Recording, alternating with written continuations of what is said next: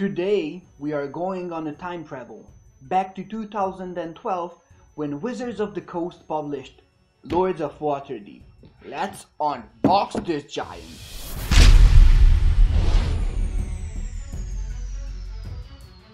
I don't even need scissors for this one.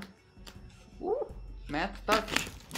Okay, so the back says that the game was designed by Peter Lee and Rodney Thompson, and it was illustrated by Rolf Horsley. Lords of Waterdeep is a Dungeons and Dragons game, and you might ask yourself, but isn't this a board game? Yes, it is. It's not an RPG. Now, Waterdeep, also dubbed as the City of Splendors, is a city in the Forgotten Realms, which is a campaign setting in Dungeons and Dragons. On the back side, we can see some cards. This part looks like it wasn't rendered. So weird. I can see three things why someone would pick this box off the shelf.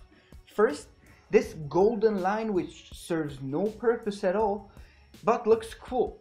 Two, is the size of the box. It's huge. That's what she said. It's not a normal size box, like it's somewhere like 20 something by 30 something. And the third reason why you would pick this box off the shelf is the art. The game is big, but it's not that heavy. I wonder how many components will be in it. Let's waste no time and open the box. Well, I was looking for something harder. That's what she said. Oh, this one opens. Do you see it? First I thought that it was ripped, but no, because you have an opening here and here as well. Wonder if it serves the purpose or not. Let's put this here.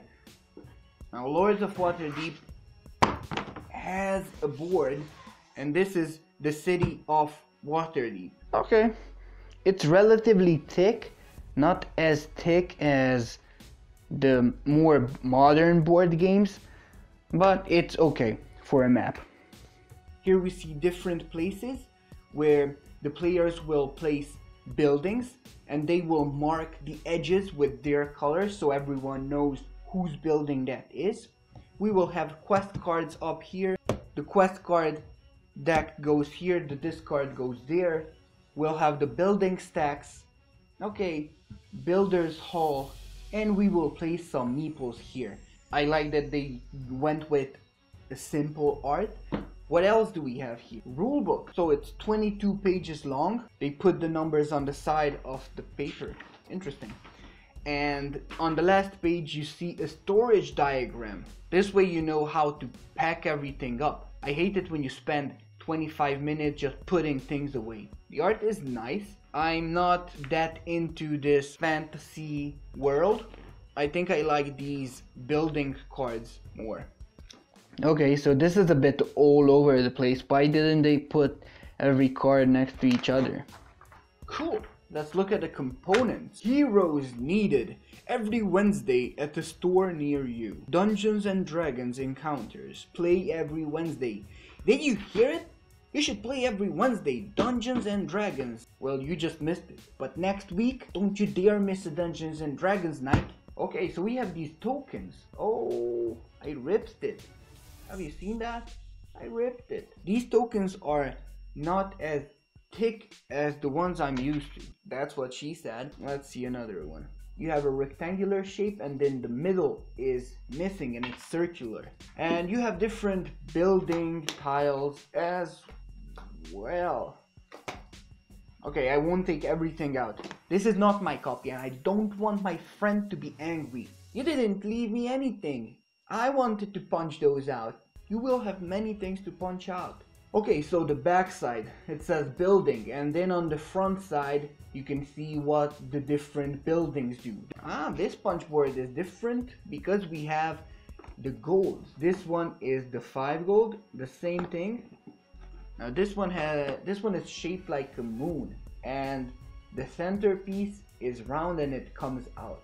I like that they went with this shape. Okay, we have the different player tokens with the help of which you will mark the buildings. Next up we have these player boards, and these are just cardboard. 2012. I think the games evolved so much. In 2018 I would expect someone to give me sturdy cardboard. If you own Bang, then take the game out and just check the player cardboard. I think it's the same thickness. Now in these little plastic bags we have different colored cubes: white, orange, black, and purple, and you will use these to defeat monsters and do different quests. Here we have the meeples. Okay, I like their size. These are bigger than the Carcassonne meeples and thinner. The Carcassonne meeples are fat guys working in a castle. These are thin. They have to defeat monsters. There are 2, 4, 5 meeples in each color, and you will just stack them here. Okay, I like this insert. We have this king meeple. I think that this will serve for as a first player marker, and then we have these little markers, and you will count your points around this map. And I think that this was one of the first games I played which had this design, where you had the points around the map and not on a different cardboard like in Carcassonne. Other meeples, we have a white one and a yellowish pastelish one. I think that you will put one of these here. I wonder where the other one goes. Cards, ooh, many cards. I like it when the game comes with so many cards. Okay, it opened. So there are different stacks. One of the stacks has Lords of Waterdeep written on it, and players will draft a character from these. These are the intrigue cards, and the third deck is quest cards. These cards will bend easily. Wow, I wasn't expecting the cards to be so thin. These cards feel cheap. Quest cards have the same cheap feeling. Bruh. Every quest card seems to have its own art, which I really appreciate. If I remember correctly, there is a set collection mechanism involved in the game, and Arcana is one of the sets, and then you have Skullduggery and Warfare and Commerce and so on. Different characters will get points for different sets. Mimara Chiron. At the end of the game you score 4 points for each Commerce quest and each Skullduggery quest you completed. On the right side of the card we can find the name of the card, Expose Red Wizard Spies, and then the thing that it requires. So you require different cubes and money, and reward is 20 points and 1 intrigue card. We can find flavor text on these cards. Last deck of cards, same material. I can find duplicate cards here as well. Some of the intrigue cards are in portrait mode, and some of them are in landscape mode. I wonder why. Maybe because you can draw mandatory quests from the intrigue deck and then give them to the players. I was complaining of the quality of the cards. Let me tell you something good about them. I like the touch of the cards. So there's nothing underneath the insert, so not too many components. I still don't understand why the game box is so big. I guess they wanted to make it as big as possible so everyone sees the game. Well, it doesn't matter. The game plays well. They don't come out easily, and it's not a good sign. It means that it wasn't cut really well.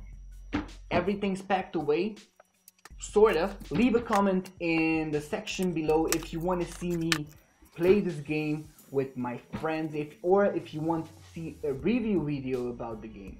Anyway, my name is Ollie and you have been watching Ollie Plays a Lot. See you soon. If you liked the video, consider giving a thumbs up and subscribing to the channel. It would mean a lot to me. And keep in mind to check the links in the description below so you can get your own copy of Lords of Waterdeep.